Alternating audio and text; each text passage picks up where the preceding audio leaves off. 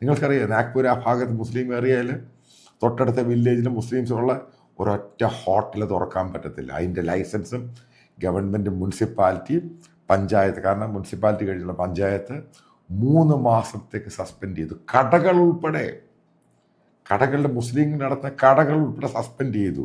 Government action എടുക്കാൻ തുടങ്ങി. എങ്ങനെയാണ് യു പിയിൽ ഒതുക്കിയത്? Same action. മധ്യപ്രദേശിലോട്ട് സെയിം ആക്ഷൻ. അടിച്ച് നശിപ്പിക്കാൻ തോന്നി. അടുപ്പിച്ച് നശിപ്പിക്കുക, മുഴുവന് ക്രാക്ക് ഡൗൺ ചെയ്യൂ. അവരുടെ നിങ്ങളുടെ മദ്രസ അതിൻ്റെ ലൈസൻസ് എടുത്ത് കളഞ്ഞു. നിങ്ങളുടെ പള്ളികളുടെ ലൈസൻസ് എടുത്ത് കളയാൻ പോവാണ്. ഇതാണ് ഞാൻ ഈ പറയുന്ന മരമണ്ടൻ പൊട്ടന്മാർ. BJP അവിടെ ഭരിക്കുകയാണ്.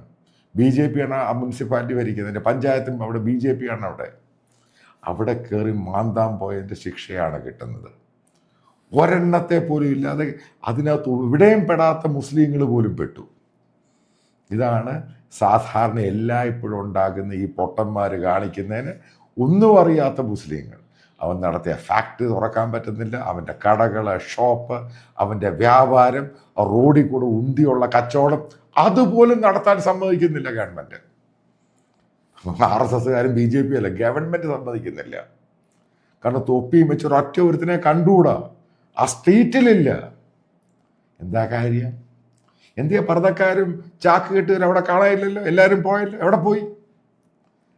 ഇതാണ് സിമ്പിളായിട്ട് പറഞ്ഞ് വടി കൊടുത്ത് അടി മേടിച്ചു. വേണ്ടാത്ത കാര്യത്തിന്, പ്രകോപനപരമായിട്ട് ഒരു കാര്യമില്ലാത്ത വസ്തുതയ്ക്ക് കയറി ബഹളമുണ്ടാക്കി. എല്ലാം ഭയങ്കര പ്രൊവൊക്കേഷനല്ലയോ?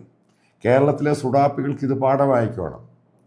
ഒരു സമയത്ത് വരാൻ പോകുന്ന ഇലക്ഷനിലൂടെ BJP വന്നു കഴിഞ്ഞാൽ ഇതൊക്കെ കേരളത്തിലും ഉണ്ടാകുമെന്ന് വെച്ചോളൂ. ഇതങ്ങനെ പോകുന്ന കാരണം അതിൻ്റെ പേരിൽ കേരളത്തിലെ ഹിന്ദുക്കളും മുസ്ലിങ്ങളും ഒരുമിച്ച് BJPക്ക് വോട്ട് ചെയ്യും. അതാണ് BJPയുടെ സക്സസ് സ്റ്റോറി ആകാൻ പോയത്. കാരണം നിങ്ങൾ മത തീവ്രവാദികളെക്കാളും കഷ്ടമായിട്ടാണ് കേരളത്തിൽ പെരുമാറുന്നത്. നാഗ്പൂർ ഇപ്പോൾ ഏറ്റവും ലേറ്റസ്റ്റ് ആണ്. നിങ്ങൾ അറിയാവുന്നവരോട് ചോദിച്ചു, അവിടെ ഒരൊറ്റ മുസ്ലിങ്ങൾ തൊപ്പി വെക്കുന്നില്ല, ഒരൊറ്റ മുസ്ലിം താടി വെക്കുന്നില്ല. ഇതൊക്കെയുള്ള സ്വതന്ത്രമുള്ളൊരു രാജ്യമായിരുന്നു. അവിടെ കയറി അനാവശ്യമായിട്ട് മേയാൻ പോയി. എവിടെ പോയി? അവിടെ ഒറ്റ ബംഗ്ലാദേശും ജോലിക്കാരവിടെ ഇല്ല, എല്ലാം നാട് വിട്ട്, എല്ലാം പോലീസ് കസ്റ്റഡിയിലെല്ലാം ഓടുക. ഒരൊറ്റ അവിടെ തൊട്ടപ്പുറത്തുള്ള അടുത്തുള്ള സിറ്റികളിൽ ഒരൊറ്റ മുസ്ലിം ഫാമിലി പോലും ഇവന്മാർ വന്നിട്ട് ഇവരെ തിരിച്ചു ഓടിക്കുക. വേറെ ഓട്ടത്തോടോട്ടം. അതാ പറഞ്ഞ ഇന്ത്യ എന്ന് പറഞ്ഞ ബനാന റിപ്പബ്ലിക് അല്ല, ഇത് ഇസ്ലാമിക രാജ്യമല്ല, ഇത് ജനാധിപത്യ രാജ്യമാണ്. ഈ ജനാധിപത്യ രാജ്യത്തെ തൊടാൻ ശ്രമിച്ചവനൊക്കെ പൊള്ളിയിട്ടുണ്ട്. അത് നിങ്ങൾ മനസ്സിലാക്കണം. കോൺഗ്രസിൻ്റെ പ്രീണനമല്ല ഇത്. മനസ്സിലാക്കുക, BJP ആണ് ഇന്ത്യ ഭരിക്കുന്നത്. 3ാമത്തെ ടേമാണ്. ഈ 2-3 ടേം അതോട് നിങ്ങളൊക്കെ തീർത്ത് കളയും ഇന്ത്യയെന്ന്. മര്യാദയ്ക്ക് ജീവിച്ചോണം. നിങ്ങൾ പറഞ്ഞില്ലേ മര്യാദ മര്യാദ മര്യാദ. ഇവിടെയാണ്, നാഗ്പൂരാണ് ഇവിടുത്തെ സുഡാപ്പികൾക്ക് കിട്ടുന്ന കൃത്യമായ warning. Very careful, be careful. ഈ തീവ്രവാദികൾ കാരണം യഥാർത്ഥത്തിൽ നാഗ്പൂരുള്ള അല്ലെങ്കിൽ നാഗ്പൂർ താമസിക്കുന്ന, വർഷങ്ങളായിട്ട് താമസിക്കുന്ന സാധാരണക്കാരായിട്ടുള്ള ദേശീയവാദികളായിട്ടുള്ള മുസ്ലിം സഹോദരങ്ങൾക്ക് പോലും സ്വസ്ഥമായിട്ട് അവിടെ ജീവിക്കാൻ പറ്റാത്ത അവസ്ഥയായി. ഈ സെയിം സംഭവം തന്നെയാണ് ഗാസയിൽ ഹമാസ് ഭീകരവാദികളുടെ വലിയ തരത്തിലുള്ള തീവ്രവാദ പ്രവർത്തനങ്ങൾ കൊണ്ട് അവിടുത്തെ സാധാരണ ജനങ്ങൾ എത്രത്തോളം അസ്വസ്ഥതയോടുകൂടിയാണ് അവിടെ ജീവിക്കുന്നത് എന്നുള്ള ഒരവസ്ഥ ഉണ്ടാക്കിയെടുത്തത് ഇവരുടെ ഈ ഒരു മനോഭാവം കാരണമാണ്. ഇന്നലെയൊക്കെ ഹമാസിനെതിരെ വലിയ രീതിയിലുള്ള പ്രക്ഷോഭമായിട്ട് ഗാസയിലെ സാധാരണക്കാർ തെരുവിലിറങ്ങിയാണ്.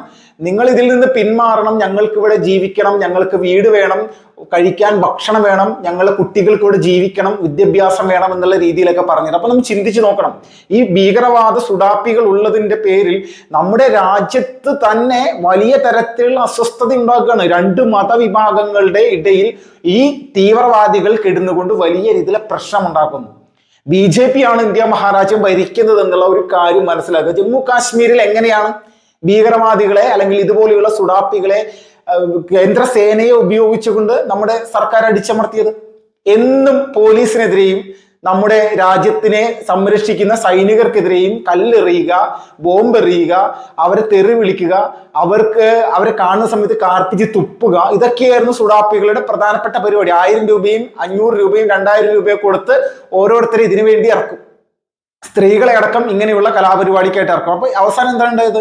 അവസാനം ഭീകരവാദികളുടെ ഈ നേതാക്കന്മാരെ സെലക്ട് ചെയ്ത് സൈന്യം അവിടെ തീർത്തളഞ്ഞു. ഇപ്പോൾ ഒരു പ്രശ്നവും ഇല്ല, സാധാരണക്കാർക്ക് അവിടെ സ്വസ്ഥമായിട്ട് ജീവിക്കാൻ പറ്റുന്ന തരത്തിലേക്ക് കാര്യങ്ങൾ. കാരണം ഇവരിതിനിറങ്ങിയില്ലെങ്കിൽ ഇവരെ ഈ തീവ്രവാദികൾ കൊല്ലും. ഇതാണ് ഈ സാധാരണ അവിടെയുള്ള ജമ്മു കാശ്മീരിലെ ജനം ഒരു സമയത്ത് അനുഭവിച്ചിരുന്നത്. ഇതേ സിറ്റുവേഷൻ നാഗ്പൂരും അതോടൊപ്പം രാജ്യത്തെ പല പ്രധാനപ്പെട്ട സിറ്റികളിലും ഈ ഭീകരവാദികളുടെ നേതൃത്വത്തിൽ നടക്കുന്നുണ്ട്. അപ്രതീക്ഷിതമായിട്ട് ആരെങ്കിലും എന്തെങ്കിലും ഒരു പ്രസ്താവന നടത്തുന്ന സമയത്ത് തന്നെ ഉടൻ തന്നെ വാളും കത്തിയും ബോംബും കടാരയുമായിട്ട് തെരുവിലേക്ക് ഇറങ്ങുക, അവരുടെ മതസ്ഥരല്ലാത്ത അല്ലെങ്കിൽ അവരുടെ ആശയത്തിൽ വിശ്വസിക്കാത്ത ആളുകളെ ഏകപക്ഷീയമായിട്ട് ആക്രമിക്കുക. ഇത് തീവ്രവാദികളുടെ അല്ലെങ്കിൽ സുഡാപ്പി ഭീകരന്മാരുടെ പ്രധാനപ്പെട്ട നയമാണ്. നമ്മുടെ രാജ്യത്ത് ഒരു സമയത്ത് 2014 മുന്നോടിയായിട്ട് ഭീകരവാദികൾ സ്ഫോടന പരമ്പരകൾ നടത്തിയിരുന്നു. ഇന്നിപ്പോ സ്ഫോടന പരമ്പരകൾ നടത്താൻ പറ്റില്ല. ഇതുപോലെയുള്ള സുഡാപ്പി കൂട്ടങ്ങളായിട്ട് ഒരു നഗരത്തിലേക്കാണ് ഇറങ്ങി ചെല്ല, അവിടെ സ്ഫോടനാത്മകമായിട്ടുള്ള ഒരു കലാപം അങ്ങോട്ട് സൃഷ്ടിക്കുക. ഇതാണ് ഇപ്പോൾ ഇവരുടെ നയം. ഇപ്പോൾ എന്താണ് സംഭവിച്ചുകൊണ്ടിരിക്കുന്നത്? പൂർണ്ണമായിട്ട് ഏകദേശം 150 കോടി മുതൽ 200 കോടി രൂപ വരെയാണ് ഈ ഭീകരവാദികളുടെ തലയിലേക്ക് നഷ്ടം എന്നുള്ള രീതിയിലേക്ക് സർക്കാർ വെക്കുന്നത്. ഈ ജന്മത്തുവന്മാർക്ക് പുറത്ത് ഇറങ്ങാൻ പറ്റില്ല, ജാമ്യം അനുവദിക്കില്ല കോടതി. കാരണം ഈ പണം അടച്ചേ മതിയാവും. ഈ പണം അടച്ചാൽ മാത്രമേ ഈ ഭീകരവാദികൾക്ക് ഇനി പുറം ലോകം കാണാൻ സാധിക്കുള്ളൂ. അത്രക്ക് കോടികളാണ് വെച്ചിട്ട്. ഇപ്പൊ PFI നിരോധനവുമായി ബന്ധപ്പെട്ടുകൊണ്ട് എന്താണ് നമ്മുടെ നാട്ടിൽ നടന്നിരുന്ന കലാപം അല്ലെങ്കിൽ എത്രത്തോളം വലിയ രീതിയിലുള്ള പ്രശ്നങ്ങൾ ഉണ്ടാക്കി. നിരോധനത്തിന് തൊട്ട് ഒരാഴ്ച മുന്നേ ഇവരുടെ നേതാക്കന്മാരെ മുഴുവൻ കേന്ദ്ര ഏജൻസി വന്നിട്ട് NIA വന്ന് പിടിച്ച് തീഹാർ ജയിലിലേക്ക് കൊണ്ടുപോയി. നിരോധനത്തിന് മുന്നേ ഭീകരവാദി തലവന്മാരെ അകത്തിടാൻ വേണ്ടി തന്നെയാണ് ചെയ്തത്. പിറ്റേ ദിവസം PFI ഇവിടെ നടത്തിയ കലാപത്തിൽ ഏകദേശം 5000 കോടി രൂപയുടെ നഷ്ടമാണ് സർക്കാർ കണക്കാക്കിയിരിക്കുന്നത്. ആ പണം അടച്ചാൽ മാത്രമേ ഇതിൽ അകപ്പെട്ടിരിക്കുന്ന അല്ലെങ്കിൽ ആ കേസിൽ അകപ്പെട്ട PFIയുടെ പ്രവർത്തകർക്ക് ജയിലിൽ നിന്ന് ഇറങ്ങാൻ സാധിക്കുള്ളൂ എന്നുള്ള രീതിയിലായിരുന്നു കോടതിയുടെ നിർദ്ദേശം. നമ്മുടെ സംസ്ഥാന സർക്കാർ അങ്ങനെ ഒരു നിർദ്ദേശം എടുത്തിരുന്നില്ല, കോടതിയാണ് എടുത്തത്.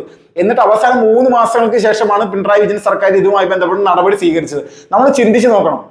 അപ്പോൾ നാഗപ്പൂർ പോലെയുള്ള ഒരു പ്രധാനപ്പെട്ട നഗരത്തിൽ അവിടുത്തെ സാധാരണ ജനങ്ങളുടെ സ്വസ്ഥമായിട്ടുള്ള ജീവിതം തകർത്തെറിയുന്ന തരത്തിലേക്ക് ഈ സുഡാപ്പി ഭീകരന്മാർ നടത്തിയ മാർച്ച് 17 നടത്തിയ വലിയ കലാപത്തിൽ സംഭവിച്ച യഥാർത്ഥ സ്ഥിതിയാണ് പോരുന്നത്. കാരണം ഒരാൾക്ക് പോലും അവിടെ പുറത്തിറങ്ങി നടക്കാൻ പോലും പറ്റാത്ത അവസ്ഥയിലേക്ക് സർക്കാരിന്റെ വലിയ രീതിയിലുള്ള നടപടി. ഈ കലാപം ഉണ്ടായ സമയത്ത് അല്ലെങ്കിൽ സംഘർഷം ഉണ്ടായ സമയത്ത് തന്നെ ദേവേന്ദ്ര ഫഡ്നവിസ് എന്ന് പറയുന്ന അവിടുത്തെ മുഖ്യമന്ത്രി പറഞ്ഞ ഒരു പ്രധാനപ്പെട്ട പോയിന്റ് ഉണ്ട്. നിങ്ങൾ ആയുധം ഉപയോഗിക്കാനും അല്ലെങ്കിൽ ഇതുപോലെ കലാപം സൃഷ്ടിക്കാനാണെങ്കിൽ പ്രത്യാഘാതം ഗുരുതരമായിരിക്കും എന്നുള്ള രീതിയിലാണ്. ചെറിയൊരു ഡയലോഗ് അല്ലെങ്കിൽ ചെറിയ എന്തെങ്കിലും ആരെങ്കിലും ഒരു പ്രസ്താവന നടത്തി കഴിഞ്ഞാൽ അതുമായി ബന്ധപ്പെട്ടുകൊണ്ട് അനാവശ്യമായിട്ടുള്ള സോഷ്യൽ മീഡിയയിൽ പ്രചരണം നടത്തുക, അവിടെ മതസ്പർദ്ധ ഉണ്ടാക്കുന്ന തരത്തിലേക്ക് മതവികാരം വ്രണപ്പെടുന്ന തരത്തിലേക്കുള്ള കാര്യങ്ങൾ, തെറ്റിദ്ധാരണകൾ സോഷ്യൽ മീഡിയ വഴി നിരന്തരമായിട്ട് പരത്തുക. പാകിസ്ഥാൻ തീവ്രവാദികൾ നമ്മുടെ രാജ്യത്ത് നടപ്പിലാക്കാൻ ശ്രമിച്ചിട്ടുള്ള കാര്യം തന്നെ നമ്മുടെ രാജ്യത്തിൻ്റെ ഉള്ളിൽ ഇതുപോലുള്ള സുഡാപ്പി ഭീകരന്മാർ നിരന്തരമായിട്ട് ചെയ്യുന്നു. ഇതിനുള്ള പ്രത്യാഘാതമാണ് യഥാർത്ഥത്തിൽ ഇപ്പോൾ ഇവന്മാർ നേരിട്ടുകൊണ്ടിരിക്കുന്നത്. നമ്മൾ ചിന്തിക്കുക, നമ്മുടെ രാജ്യത്ത് ഹിന്ദു മുസ്ലിം വിഭാഗങ്ങൾക്കിടയിലെ സ്നേഹവും സൗഹാർദ്ദവും തകർത്തെറിയാൻ വേണ്ടി മാത്രമാണ് ഈ തീവ്രവാദികൾ ഇവിടെ പ്രവർത്തിക്കുന്നത്, അല്ലാതെ മറ്റൊന്നുമില്ല. കാരണം വലിയ കോടിക്കണക്കിന് മുസ്ലിം സഹോദരങ്ങൾ നമ്മുടെ രാജ്യത്തുണ്ട്. ഇവിടെ ഇതിനിടയിൽ വലിയ രീതിയിൽ ഈ സമൂഹത്തെ വലിയ രീതിയിൽ തെറ്റിദ്ധരിപ്പിക്കാനും അവരെ അക്രമത്തിന്റെ പാതയിലേക്ക് നയിപ്പിക്കാനും വേണ്ടിയിട്ടാണ് ഈ ഭീകരവാദ കൂട്ടങ്ങൾ ഇവിടെ പ്രവർത്തിക്കുന്നത്. അതിൽ പൂർണ്ണമായിട്ടും യഥാർത്ഥത്തിൽ നടപടിയെടുത്തുകൊണ്ട് സർക്കാർ മുന്നോട്ട് പോവുകയാണ്. അത് കൃത്യമായിട്ട് തന്നെ ആ ഭീകരവാദ തലവന്മാരും അതിന് മുന്നോടിയായിട്ട് അതിന്റെ പിന്നിൽ നിന്ന് പ്രവർത്തിച്ച അണികൾ എല്ലാവരും ഇപ്പോൾ വലിയ രീതിയിൽ അനുഭവിക്കാൻ പോവുകയാണ്, അനുഭവിച്ചു കൊണ്ടിരിക്കുകയാണ്. ഒരു തർക്കം